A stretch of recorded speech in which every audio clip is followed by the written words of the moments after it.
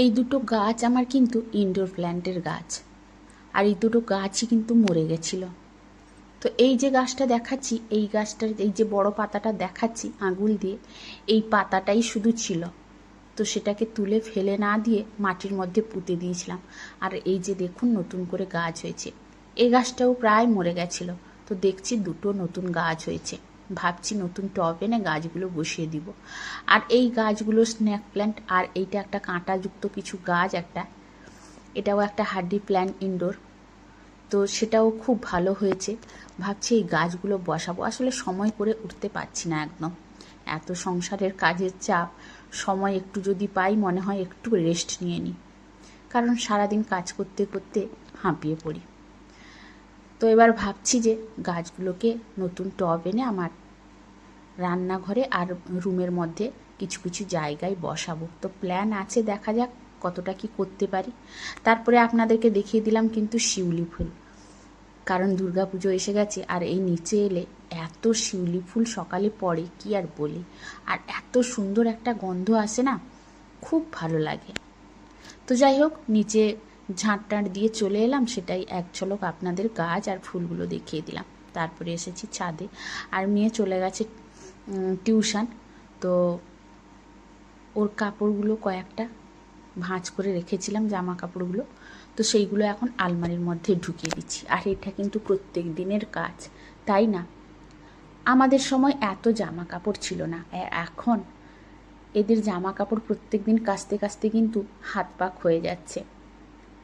মানে এতটাই এখন বাচ্চাদের জামা কাপড় হয়েছে, এক একটা আলমারি দরকার হয়ে যাচ্ছে। তখনকার দিনে আমাদের কিন্তু পুরো ফ্যামিলির একটাই আলমারি থাকতো, সেখানে হয়তো জামা কাপড় ভর্তি থাকতো না। কিন্তু এখনকার বাচ্চাদের এক একটা আলমারি ভর্তি হয়ে যায় শুধু এক একজনের।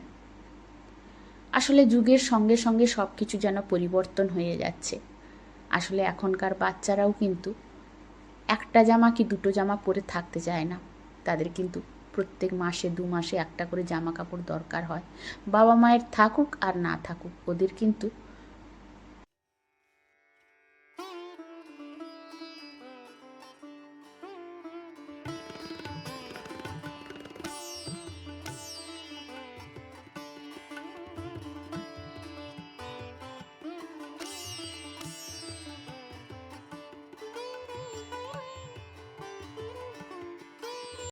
আসলে বাড়িটা পুরো ফাঁকা হয়ে গেছে, মনটাও ভালো নেই, তাছাড়া কিছু করে খেতেও ইচ্ছে করছে না। তার উপরে হচ্ছে দোকানের বাচ্চাটা আজকে আসেনি, খাবো মাত্র 3 জন। তো যাই হোক, একটু রান্না করে ফেললেই হবে। তো এখন এই যে সকালে টিফিন খাচ্ছি পান্তা ভাত, জানেন তো অনেক দিন পরে আজকে ভাবলাম একটু পান্তা ভাত খাই। তো পান্তা ভাত খাচ্ছি, আর তার সঙ্গে করেছি আলু ভাজা, মাছ ভাজা। আর এই যে মাছ ভাজাতে মাখিয়ে দিলাম একটু ছোট ছোট পেঁয়াজ কেটে নিয়েছি, একটু লেবু দিয়ে দিলাম, আর একটু লঙ্কা দিয়ে দিলাম। এই দিয়ে মাখিয়ে খেতে কিন্তু পান্তা ভাত দারুণ লাগে। তার সঙ্গে শশা আছে, লঙ্কা আছে, নারকেলও থাকে, তবে আজকে নারকেল নেই। তো এই দিয়েই কিন্তু সকালে টিফিনটা সেরে নিলাম মা আর মেয়ে করে, আর কর্তামশাই দোকানে আছে। তো খাওয়া দাওয়া করে চলে এলাম, আবার আমাদের বেডরুমটা একটু ভালো করে আজকে মুছে নিব। আসলে আমরা পুজোর আগে বলছি ডিপ ক্লিন করে নিচ্ছি, ঝেড়ে নিচ্ছি, কিন্তু হয়তো মহালয়ার পর থেকে ঝাড়া হবে না, কিন্তু রুমগুলো তো প্রায় প্রত্যেক দিনই বলতে গেলে পরিষ্কার করতে হবে, তাই না? আর তাছাড়া আমাদের বাড়ি এই যে রাস্তার সাইডে বলেছি, ধুলো কিন্তু প্রচুর পরিমাণে হয়। তো সেই জন্য 2-1 দিন বাদে বাদে আমাকে একটু ভালো করে মুছেই নিতে হয় সব কিছু। তো আজকে ভাবলাম একটু ভালো করে মুছেই নিই, কারণ রান্নার এত ঝামেলা নেই। তো সেই জন্য ভালো করে বিছানাটা টান টান করে ঝেড়ে গুছিয়ে দিলাম। তারপরে এই যে রুমটাও মুছে নিব। জানি না কেউ আমার ভিডিও এতক্ষণ দেখছেন কি না। মাঝে মাঝে না এনার্জি হারিয়ে ফেলি, ভিডিও করতে ইচ্ছে করে না, কেন জানি না। দেখি অন্যান্যদের ভিডিও দেখি যখন, মনটা সত্যি একটু খারাপ লাগে, কিন্তু কিছু করার নেই, চেষ্টা করে যাব, দেখা যাক কিছু হয় নাকি। আর এই আলমারিটা আমাদের কিন্তু অনেক পুরনো হয়ে গেছে বলতে গেলে, এখন আর এই ডিজাইনগুলো আর ভালো লাগে না, জানেন তো। এখন যাদের নতুন নতুন দেখি না, মনে হয় এটাকে চেঞ্জ করে একটা নতুন যদি করতে পারতাম, কিন্তু সেটা কি আর হয় কখনো? সব কিছু সামর্থ্যের মধ্যে থাকা দরকার, তাই না? মানুষের ইচ্ছে তো সারা জীবন থাকে। অনেকে বলে যে আমার ইচ্ছে কিছু নেই, কিন্তু মনের মধ্যে একটু হলেও ইচ্ছে, বিশেষ করে আমাদের মতো মেয়েদের ইচ্ছে তো থাকে সব কিছু একটু একটু করে করতে বা নতুন কিছু করতে। সব সময় মনে হয় যে আরেকটু নতুন কিছু করি, আর একটা নতুন কিছু আনি, তাই না? কিন্তু সেটা কি আর সব সময় হয়ে ওঠে? হয় না। তাও কিন্তু মনের কোণে একটা ইচ্ছে সব সময় জেগেই থাকে।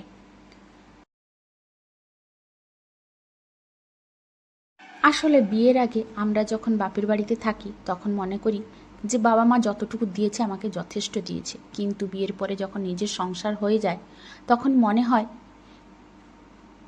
একটার পর একটা জিনিস করতেই থাকি, সংসারটাকে ভালো করে গুছিয়ে রাখি, সংসারে অনেক কিছু জিনিস করি, তাই না?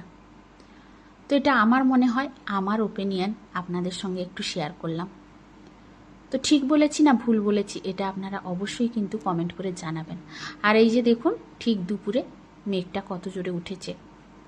এখন যে কখন মেঘ হচ্ছে কখন বৃষ্টি হচ্ছে বোঝার কিছু উপায় নেই। তো সকালে রোদ বেরিয়েছিল, অবশ্যই যে আপনারা হয়তো বুঝতে পারছেন সামনের দিকে রোদ দেখা যাচ্ছে আর পেছনের দিকে মেঘ দেখা যাচ্ছে। ভাবলাম এক ঝলক আপনাদেরকে দেখিয়ে দিই। আর এই মেঘ ওঠাটা দেখতে আমাকে খুব সুন্দর লাগে। তারপরে যখন ঝমঝমে বৃষ্টি পড়ে তখন আরও দেখতে ভালো লাগে। কিন্তু এবছর যা পরিমাণে বৃষ্টি হচ্ছে সেটা তো কল্পনার বাইরে। তো যাই হোক, বৃষ্টি হলে আমাদের কিছু করার নেই। আর মাথার উপরে ছাদ আছে, কষ্ট নেই, কিন্তু অনেকের মাথার উপরে ছাদ নেই, থাকতে পারে না ঠিক মতো, তাদের কিন্তু অনেকটাই কষ্ট হয়, তাই না?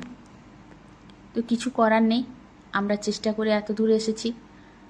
সবাই যদি চেষ্টা করে অবশ্যই সামনের দিকে এগিয়ে যেতে পারবে।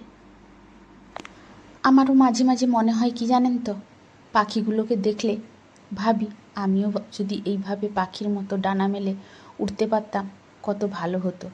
কারণ সংসারে একঘেয়েমি কাজ করতে করতে আর যেন ভালো লাগে না, মনে হয় কোথায় উড়ে চলে যাই, এ দেশ ছেড়ে পালিয়ে যাই।